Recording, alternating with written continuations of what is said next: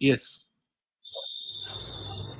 Welcome everyone to another episode of Cyber Talk with Cyber GRC. I am your host Vidya, and today we are diving into a topic that sits at the intersection of ethics, compliance, and trust. That is privacy in AIMS implementation. We are gonna look how ISO 42001 and privacy by design in AI works together. And as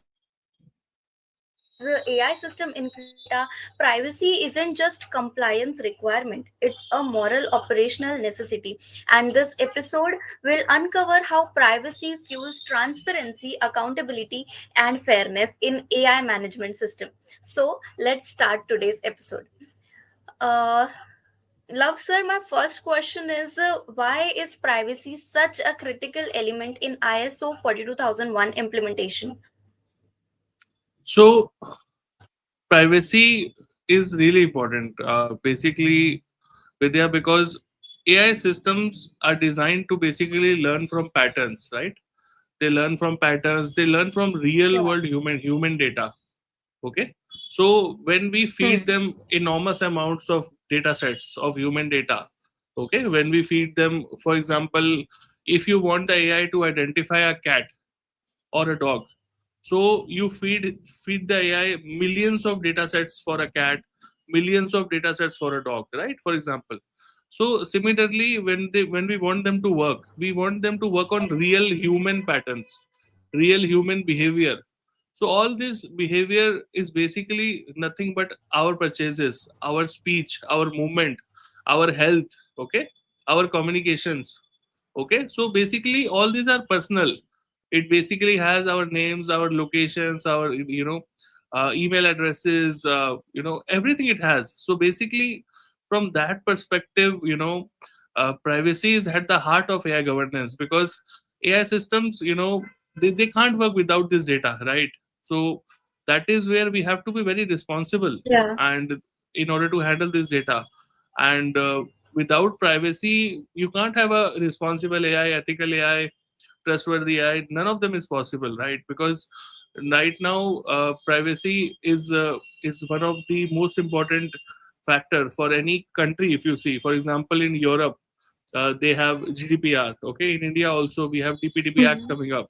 So privacy is really important here. Okay, the personal information has to be taken care very seriously. Yeah. Okay. But how does ISO 42001 connect with privacy framework like ISO 27701 or DPDP Act? Now this is a very good question. So basically, ISO 27701, which is Privacy Information Management System, PIMS. So it has certain controls, okay, for making sure that the privacy of the information, personal information stays intact. So what ISO 42001 does, AIMS basically builds upon these controls from PIMS for all the AI specific data processing, because I told you, right, AI needs data to basically start the processing. So for any Yeah. training data sets that you are using, for any outputs that you are creating, for any models that you are creating, you need to basically ensure that the PIMS related controls are there basically, okay, so that you have a responsible AI usage, okay. Without that it is Okay. not possible actually. Yes. Okay, so I would like to tell my audience that they can drop their comments and whatever question they have, they can just drop and we'll answer them. And next question: what are the main privacy risks across the AI lifecycle? So here on the screen, Vidya, you have the entire main privacy risks across the entire life cycle of AI. So you see, basically, it starts from the data collection itself. Okay, if you are gathering an enormous amount of personal data, okay, and you're Hmm. just doing it without having proper consent, unlawfully means without having proper consent of the users. If you are just collecting it, it's a big issue in itself, right? And Yeah. when you are basically mishandling the identification of the information, or your data is getting leaked during processing, again it's a big issue. Okay. And exposing personal information within the models. Okay. If your model training is basically done on direct personal information, and models are exposed to all the data, again it's a big issue. And using real user data without any safeguards or without any assessment in the testing and validation this stage, again it's a big issue, right? Then you have a deployment risk, leaking personal data through insecure APIs, okay, or integration with other third parties, again it's a big deployment issue. Then you have operational risk, okay, continuous consentless data use and poor breach management in the operational side. Similarly, at the end, you have decommissioning risk also. Okay. For example, the model has been retired, model has been decommissioned, but still the personal data is being used, is being still utilized even after the model decommission as well. So all these are big risks in the privacy with them. Okay. How can organization integrate privacy by design into AIMS? So they have to follow the controls which are suggested in the PIMS. Okay. For example, conducting a proper data protection impact assessment. Okay, which we also call as Mhm. DPIA. Okay, DPIA is there. Okay. So Yeah.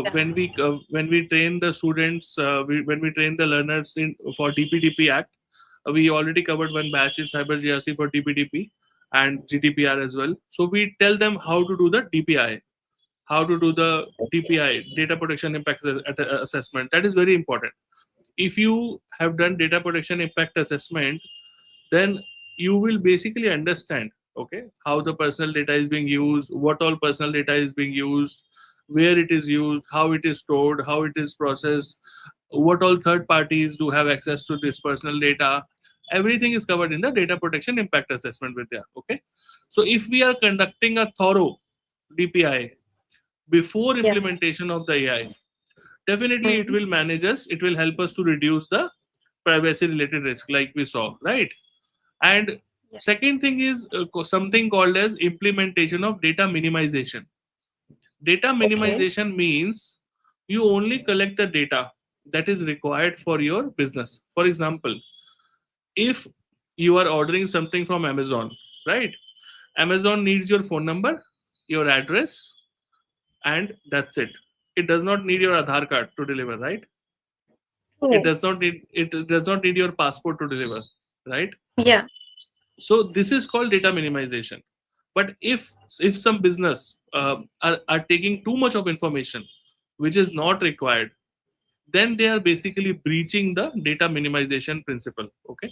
And again, if you follow this principle, again privacy related risk will be reduced. Okay. Then there are other Yeah. techniques like data anonymization is there, data provenance is there. We had a complete session on data provenance, if you remember, Vidya, how data is collected, what is the source of the data, if you remember, right? What is the history of the data, is the source authentic or not, right? We discussed all these things in one of the podcasts where we talk about data provenance, right? So these are some of Yes. the things which an organization can do basically in order to make sure that their privacy is being taken care of. Okay. But when I was doing my research on this topic, I learned that actually I got to know that this topic is being ignored or people don't follow it like they should follow and maintain their privacy. So why does this happens? Very good question, Vidya. Because see, AI systems are being developed from a long time now. It's nothing new, right? We had Yeah. Apple Siri from a long time, right? It's Mm. like I think more than 10, 15 years I'm able to see this, Alexa, Yeah. Siri, all these are old products, right? So Mm. at that time there were no compliances and laws around the privacy, right? that Okay. is why Yeah. that is why these systems are built from a long time now. But again, having said that, it does not make them uh, like they can bypass these things. No, no, no, they have to again start following the privacy principles. But the reason is that because these laws are introduced nowadays, It is coming into effect Okay. gradually. Okay, for example, Okay. very soon we'll see DPDP in India also. All these things are coming up now, but these systems are very old, Vidya. That is where these laws were not there actually in the past, right? So that is why you see a lot of this thing. Okay. Maybe because just people are more aware and what cyber crimes are happening around us all over the That is country in also, India. that is also definitely one of the reasons. And see, once you put a law into place, only then people start taking it seriously, right? So that Yeah, is where, true. yeah, so that is where nowadays you see global laws being created around privacy. You have Hmm. GDPR, you have DPDP now. So these are basically raising awareness as well, and basically making it a mandate to the businesses, Hmm. to the people, to take privacy as one of the serious concerns. Actually, yes. Okay. My next question is that how does ISO 42001 ensure transparency and explainability related to privacy? So both of these are basically done when we have proper data provenance, right? When we know how the data is being stored, where the data is been originating from, what is the history of data, okay, what are the data sources, are the sources authentic or not? All these questions, a clear documentation of all the data sources basically, and what are the data retention policies. All these basically help us to ensure transparency and explainability basically, right? And it basically helps users and regulators to trace also how their personal data is used, where it is processed, how it is being treated by the AI systems. Yes.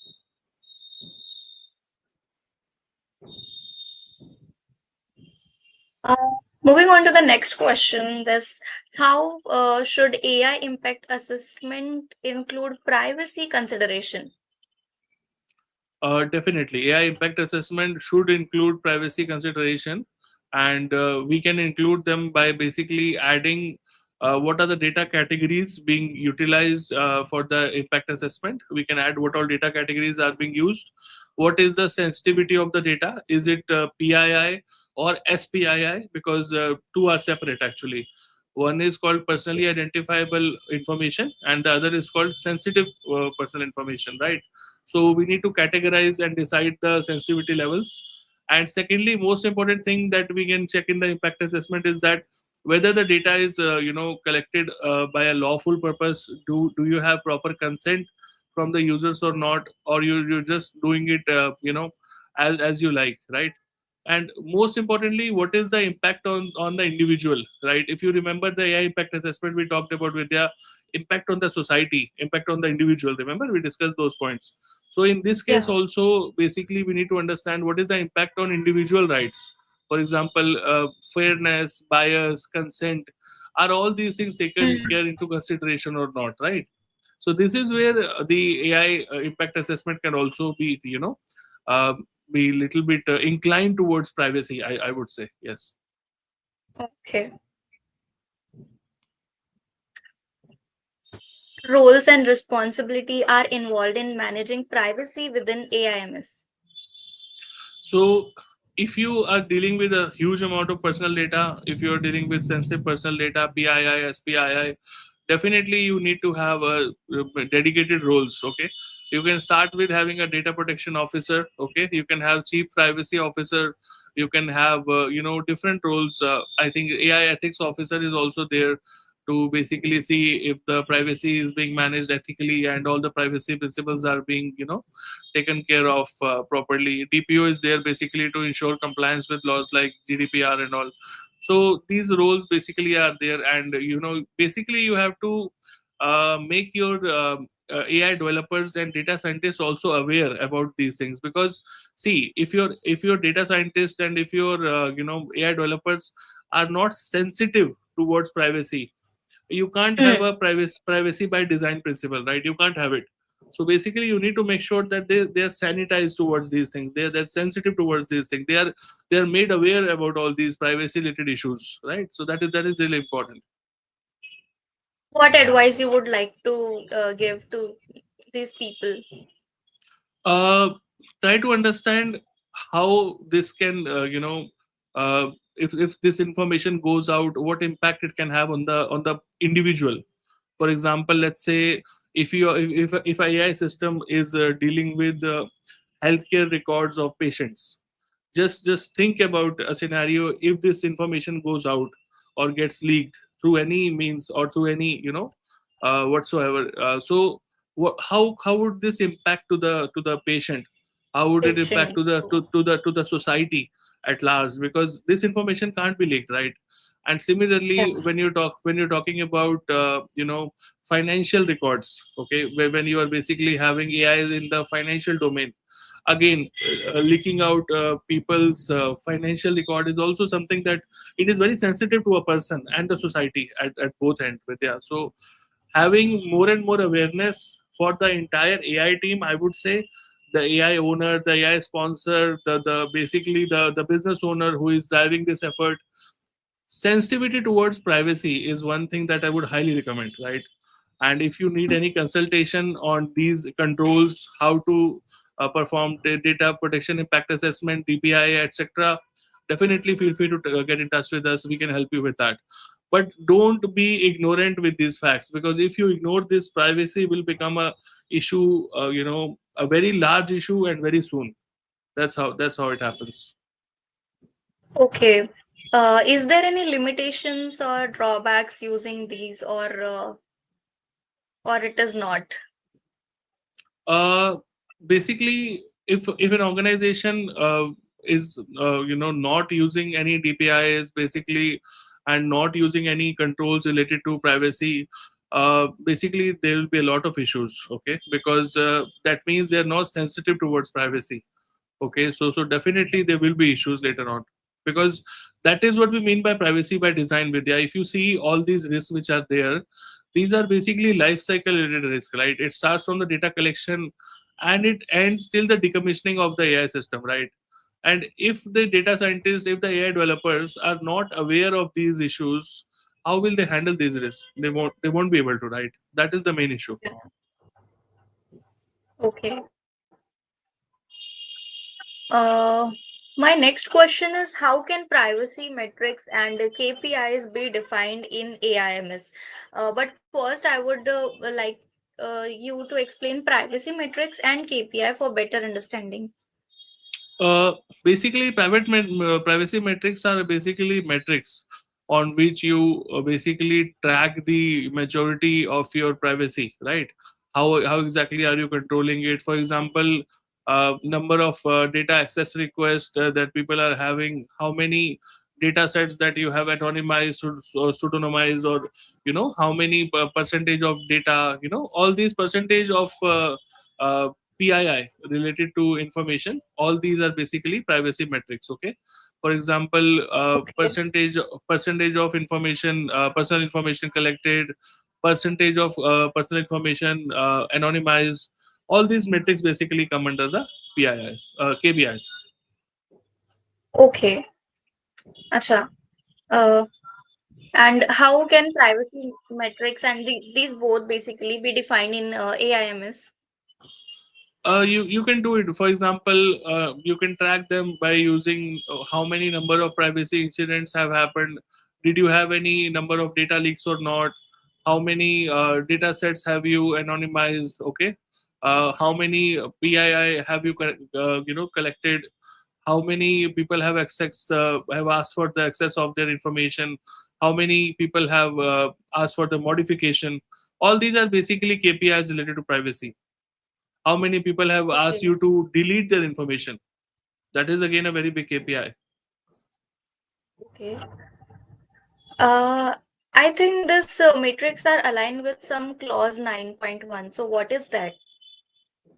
Clause 9.1 is basically performance evaluation. Okay, so performance evaluation of ISO 42001 means that how you are evaluating the performance of AIMS, right? And Mm, evaluation means it has to tie it up with the metrics. So that is where these metrics, whatever we discussed, actually help with the management of privacy as one of the important factors. okay, okay. Can you share a real world example where lack of privacy governance derailed AI trust? Yeah, I think everybody knows a famous case where Cambridge Analytica Facebook incident happened. Okay, and I hope everybody who is watching this will be aware about Cambridge Analytica case and Facebook incident which happened, and personal data from millions of users was harvested without consent for some political profiling. So it has happened in the past. Okay, so this case basically underscores the dangers of unchecked AI analytics without privacy safeguards. Okay, so if it happens under ISO for 2001, this will actually violate a lot of clauses related to data handling, data fairness, and accountability. Okay, and that is why privacy governance is central to the AI ethics. Vidya.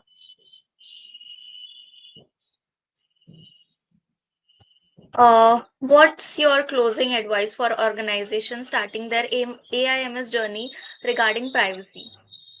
This is my advice, Vidya. Like all the risks that you are seeing in this picture basically can happen to your organization if you are dealing with AI. Okay, so make sure you are aware, you understand all these issues related to privacy.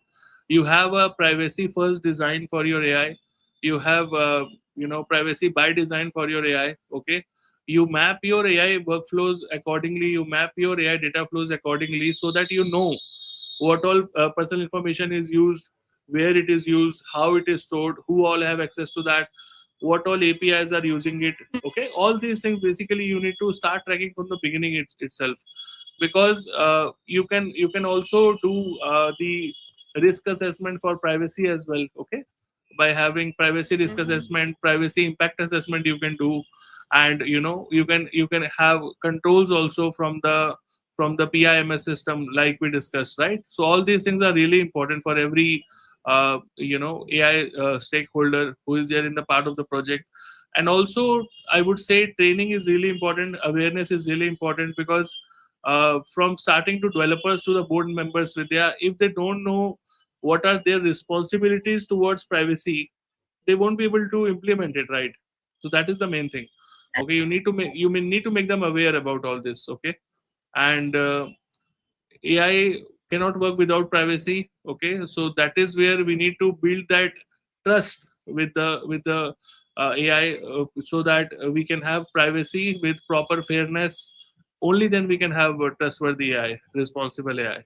Otherwise, it is not possible, because if privacy is not maintained, AI can't be called as a ethical AI. We can't call that.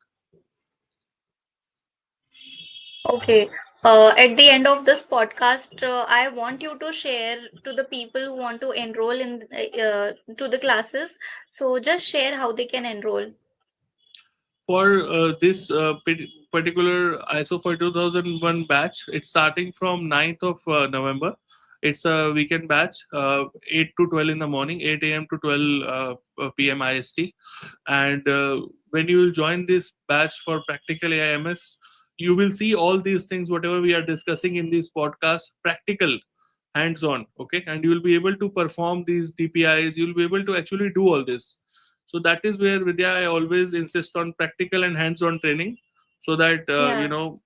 so that you get the real exposure. So today I'll tell you, Yes. in the morning we were having a batch from 7 to 9 in the morning. Today it was a US batch. So when they performed the exercise, they were so happy. They came back to me, they said, now we understand what you were talking about earlier. So that is the beauty of privacy, the practical part actually. Yeah, Practical. Yes. nothing can beat practical. I'm telling you, Vidya, nothing can beat practical. True. Yes. Okay. Wow, it was an insightful discussion. As we have discussed today, privacy isn't just checkbox in compliance; it is heartbeat of trustworthy AI. ISO IEC 42000 makes it clear that without privacy, accountability, and ethical governance simply fall apart. And when organization embed privacy by design into every AI lifecycle phase from data collection to the model decommission, they don't just comply with the laws like data collection. DPDP Act and GDPR. They can earn user confidence, build brand reputation, and future proof for their AI ecosystem. So, if you are starting your AIMS journey, remember ISO 42001 plus ISO 27701 equals to perfect formula for your data trust and your digital trust. So thank you for tuning in with the Cyber Talk with Cyber GRC. I am your Vidya. I'll see you in our next episode. Until then, stay compliant. Thank you, everyone. Thank you, Take care. everyone. Thank